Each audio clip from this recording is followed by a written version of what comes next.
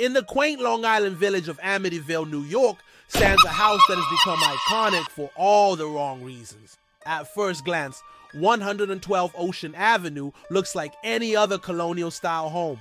Charming, idyllic, perfectly suited for a family seeking a suburban escape.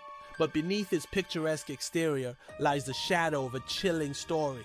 A tale that has captivated and haunted millions across the world. The Amityville Horror. What really happened? And does the truth live up to the legend?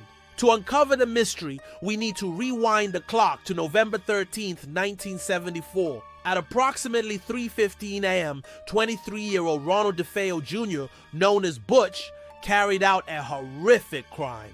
Armed with a high-powered rifle, he systematically moved room to room within the house, murdering his entire family in cold blood, his father, his mother, and his 4 siblings, 2 of whom were just children. It was beyond comprehension. 6 people executed in their beds with no sign of struggle or attempts to flee. When police arrived later that morning, the young DeFeo claimed he was innocent. He concocted a tale that the killings had been carried out by mob members targeting his father.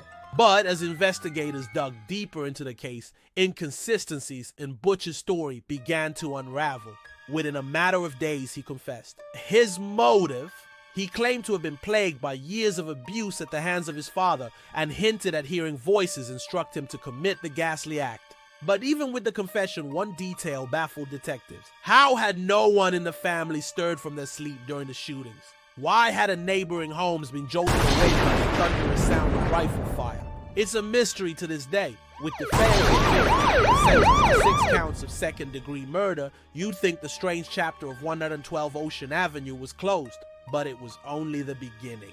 Fast forward just over a year to December 1975. The house, a grisly crime scene, had been put on the market and sold remarkably quickly despite its macabre past. Newlyweds George and Kathy Lutz, along with Kathy's 3 children, were thrilled to call the house their new home. For a steal at $80,000, the spacious property with 5 bedrooms, a pool, and a boathouse seemed like a dream come true. But what unfolded during the occupancy has become one of the most infamous accounts of paranormal activity ever recorded. According to the family, it started slowly. Doors inexplicably slammed shut. Windows locked themselves without explanation. Kathleen reported feeling strange sensations, as though she were being touched or pulled by unseen forces. But as the days progressed, the occurrences escalated and became outright terrifying. George Lutz claimed he woke up at 3:15 a.m. every night. A chilling coincidence, considering that was reportedly the exact time of the DeFeo murders. He began to experience unrelenting cold spots throughout the house and noticed that the family dog seemed incredibly agitated, barking at nothing. Then there was the matter of the flies. Despite it being December, the Lutzes found rooms infested with swarms of black flies that stubbornly returned even after extermination attempts. As tensions mounted, the family's accounts took a sharp turn into the extreme. Kathy claimed to have levitated above her bed while George spoke of demonic visions, a pig-like creature with glowing red eyes staring at him from a window. Even their youngest child, 5-year-old Missy, began speaking about an imaginary friend she called Jody, and described her as a pig with a frightening smile. The final straw came just 28 days after moving in. George, Kathy, and the children fled the house in the dead of night, leaving behind all their possessions. Something had driven them over the edge. Though the precise details of their departure remain vague, steeped in a haze of dread and urgency. It didn't take long for their story to go public.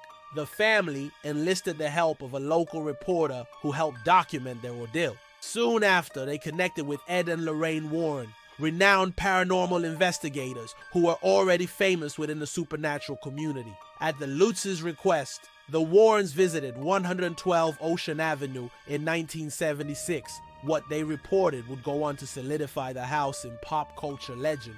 According to the Warrens, the home was saturated with negative energy, a dark presence so powerful that it seemed to manifest physically. During their investigation, Lorraine claimed she sensed malevolent spirits tied to the very land itself. The Warrens collected photographic evidence, including a chilling image of what appeared to be a ghostly boy peering out of an empty room. To them, it was conclusive. The house was haunted. The media frenzy that followed was colossal. The Lutzes published their story in a best-selling book titled The Amityville Horror. A film adaptation soon followed. Celebrities, talk show hosts, skeptics, and believers alike had endless opinions and speculation about the alleged hauntings. Was it the spirit of DeFeo's victims, a demonic force, or some would say a clever scam? You see, while many paranormal enthusiasts believe the Lutzes wholeheartedly, skeptics present an alternate theory, that their account was fabricated, exaggerated for fame and financial gain.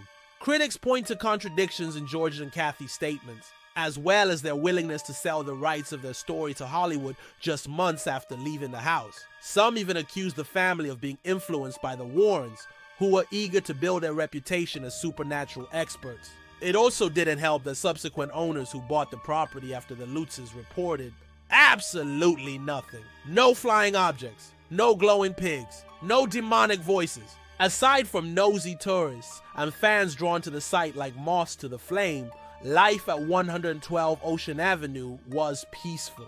For them, anyway. But let's backtrack for a moment. That doesn't mean everything can be chalked up to fiction. Over the years, investigators, including renowned skeptics, have found compelling pieces of evidence both for and against the claims. The chilling photographs captured by the Warrens still defy conventional explanation. Forensic analysis of audio recordings taken in the house have spotted anomalies, distorted whispers that shouldn't exist. And the eerie timing of George's nightly wake-ups at 3:15, still unresolved. So what does this leave us with? The Amityville Horror remains a prism through which believers and skeptics alike shine their respective lights. It's a story that refuses to be pinned down, a tale filled with tragedy, terror, and ambiguity. At its heart lies a question as old as time itself. What do we truly believe? Are hauntings real?